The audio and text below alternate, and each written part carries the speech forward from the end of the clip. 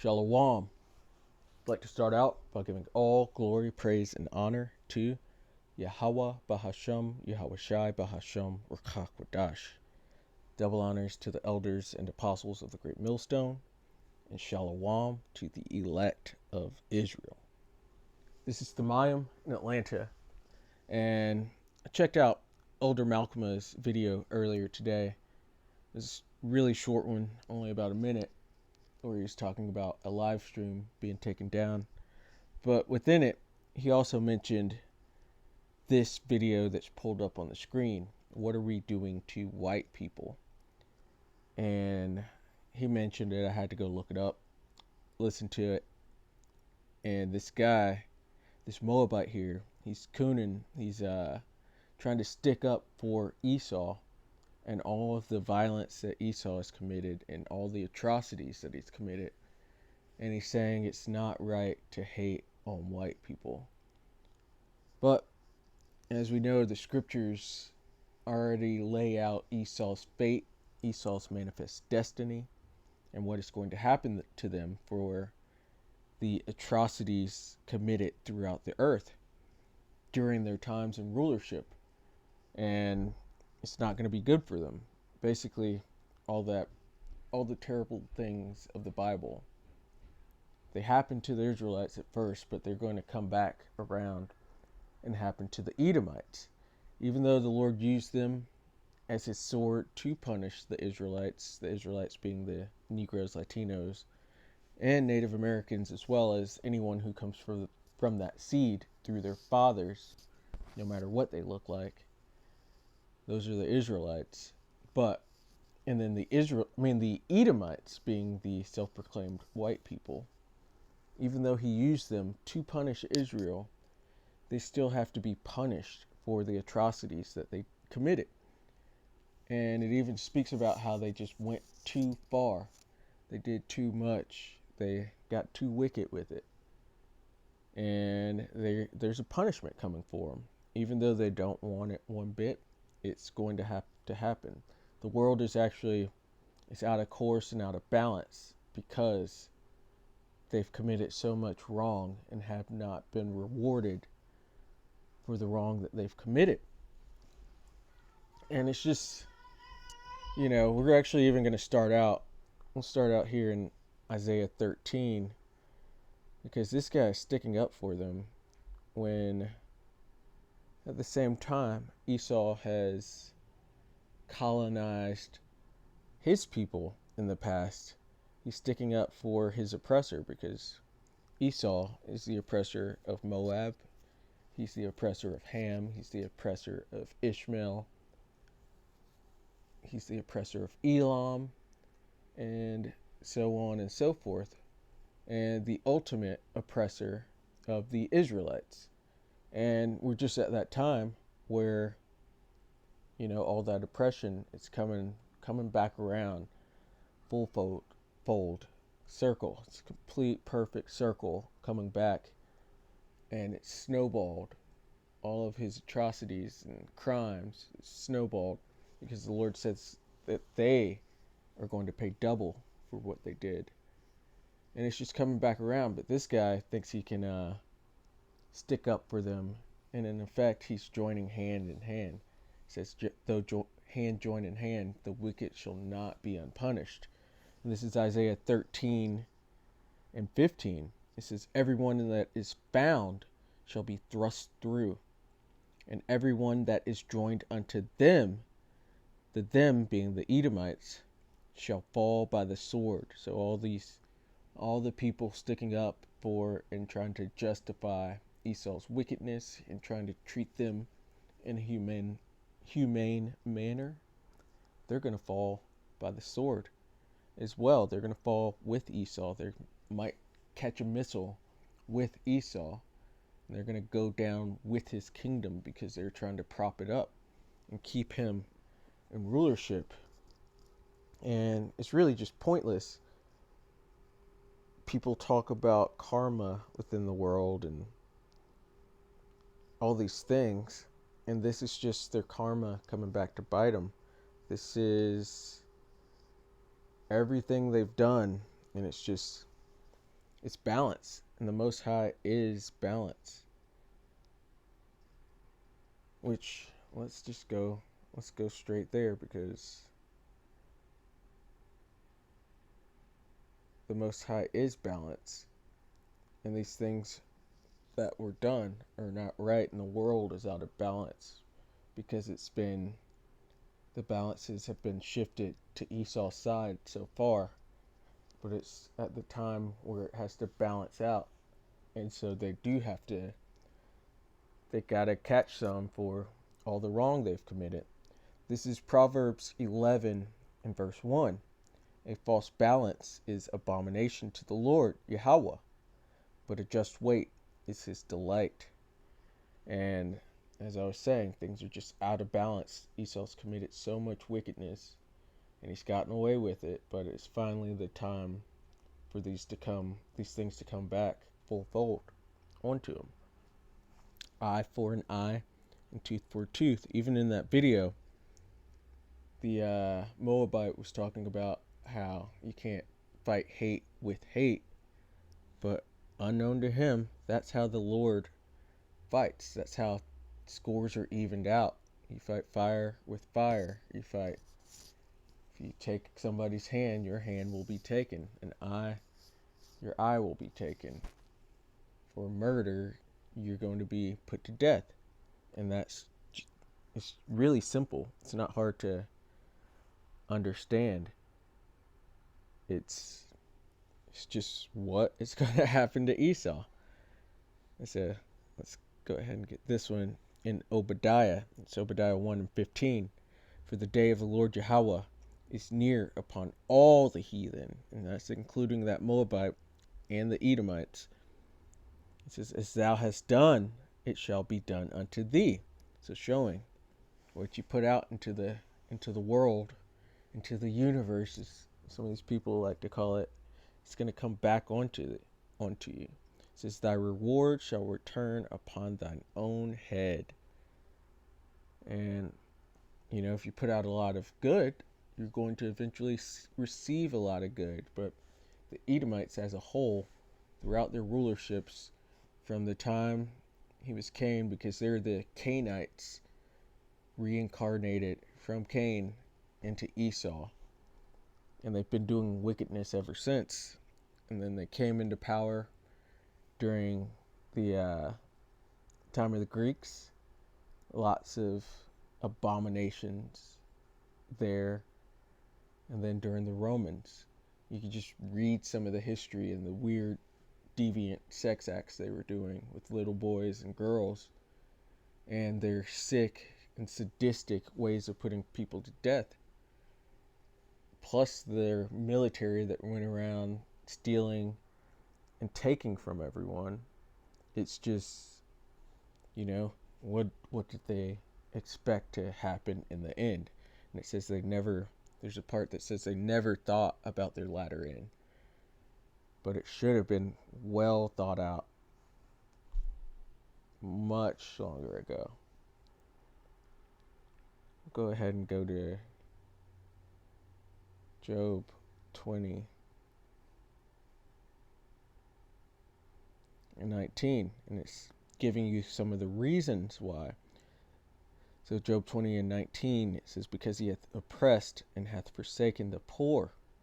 And he always just kept putting down onto the poor, especially onto the Israelites, writing more and more laws to keep us poor and to break up our families, to not allow us to have anything. If we did build something up, for instance, Black Wall Street, he came and burned it down. And there's countless other stories. Even right here in Atlanta, we have Lake Lanier, which used to be a prominent Israelite town, but they went and made it a lake, where you have that big famous park in New York. Same thing. They came and took it away. It says, because he has oppressed and hath forsaken the poor, because he hath violently taken away a house which he builded not. And that's their MO. They've gone around the entire earth, colonizing. They call it colonizing, but it's just a nice way of saying raping, robbing, and murdering. And even with the house, if you go to Micah, it tells you they took away. Actually, let's just go ahead and go to it. I think it's Micah 2. Yeah, it says Micah 2 and 2. And they covet fields and take them by violence, and houses and take them away. So they oppress a man and his house, even a man and his heritage. And these people stole the heritage of the Israelites. And they're wearing it, and they've been so pleased to wear it and pretend like they're the actual people of the Lord. And they've covered up all the images and inserted their images instead. And, what do you expect? That is blasphemy, and that is something that cannot be forgiven. Let's go down a little bit more. It says, verse 3, and this was originally, just to preface this was originally speaking to the southern kingdom, but the scriptures are manifold, and in this time, the oppressor are the Edomites. Verse 3, it says, therefore, thus saith the Lord Yahweh, behold, against this family, a whole line of people, do I devise an evil, from which ye shall not remove your necks, because it seemed like Esau's been able to escape any vengeance and reciprocity that's been coming his way. But this one, from the Lord, they're not going to be able to escape. It says, neither shall ye go haughtily, for this time is evil. In that day shall one take up a parable against you, and lament with a doleful lamentation, and say, we be utterly spoiled. And the people hating on Esau right now, which is justified, they've done so much, they're taking up a parable against him, and he's seeing that his time is near to come. It says, he hath changed the portion of my people. Because Esau, the Edomites, they're going to go from the top of the social pyramid all the way to the absolute bottom. They won't even be considered human. It says, how hath he removed it from me? Turning away, he hath divided our fields. And, it's just everything is about to be taken away from the Edomites. I believe they can even see it, or they do see it. They don't know how absolutely terrible it's going to be for them, but they see it. And it's even saying it right here in Job 21. We're going to start at 19. It says, the Most High layeth up his iniquity for his children. And they're always complaining, that wasn't us, that was our forefathers. And they've got the whole world believing that you've only got this one life to live, YOLO. But when you really understand the scriptures, it's always, there's a reincarnation or a regeneration. You just keep coming back, and you get judged, and then you come back, serve out that judgment. And it's just a ongoing thing. You're here on the earth, and then you're in heaven. You're here on the earth, and then you're in heaven. And this time, they're really going to serve out their judgment. It says, the Most High layeth up his iniquity for his children. And so, his children, it's really just them. Like that was them 3 to 4 generations ago. That's about how long it takes for you to live your life and then perish, get your judgment in heaven, and come back down. It's going to be about 3 to 4 generations. And so these people are the same people that committed these atrocities against the Negroes, Latinos, Native Americans, and against the other nations too. These are the same souls that are back, which is why the Lord has laid up his iniquity for his children. He said he rewarded them, and that reward is not going to be pretty, and he shall know it. So they are going to know that this is from the Lord for what they have done. says his eyes shall see his destruction. And they can see it. They can hear the doleful lamentations against them. They can hear the outcries and the bringing up of their wicked history. They can see that their end is near. And he shall drink the wrath of the Almighty. And it's coming. They're going to drink of that cup. It speaks of that cup in Lamentations, which we'll get it and end off on that. It's right here at the bottom. Yeah, Lamentations 4:21. Rejoice and be glad, O daughter of Edom. Edom being the children of Esau, the self-proclaimed white people, because they came up with that name. They're not really white, they are red. It says that dwellest in the land of Uz.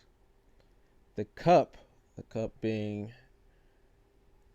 all of the curses and abominations that the Lord can give, that he gave unto his own people, the Israelites. That cup of curses is going to be coming onto the Edomites. It's already starting to come. It says, the cup also shall pass through unto thee. Thou shalt be drunken and shalt make thyself naked. And that's going into their exposure, because that's what's happening right now. The things of their past, it's coming up to haunt them. And they're not going to be able to escape from it. It says, the punishment of thine iniquity is accomplished, O daughter of Zion, being the Israelites. It says, he will no more carry thee away into captivity. So this is our last captivity until the kingdom of heaven, in which we will be joint heirs with Yahushua and his kingdom, in which we will rule over all of the nations and push out the Lord's ways, its law, statutes, and commandments from there. And then the world will be back in order and everything will be dandy. It says, he will no more carry thee away into captivity. He will visit thine iniquity, O daughter of Edom. He will discover thy sins. And that's what's happening right now. There's Moab, you can't do anything to help them. And even by helping them, you're joining yourself unto them. And so you are going to fall by the sword. And that's, he could be an Edomite himself, because Esau has spread his seed around the four corners of the earth. So he's going to come looking like all of the different nations, even though their seed goes back to Edom, just like the Israelites have been spread throughout the four corners of the earth. So we're going to come looking like all of the different nations. Happened with them. But that Moabite joining himself onto them, it's not good. This is the time to pick sides, and it's already prophesied that that side that you've chosen is the losing side. So just let the cup pass unto them. And either way, Moab's going down too. All the nations are going down. But you should just step aside. It's none of your concern. They're the reason your people go down too, because you followed after them. But Lord willing, that was edifying. I'd like to give all glory, praise, and honor to Yahweh Bahasham, Yahushai Bahasham, Ruach. Double honors to the elders and apostles of the Great Millstone, and Shalom to the elect of Israel. Shalom.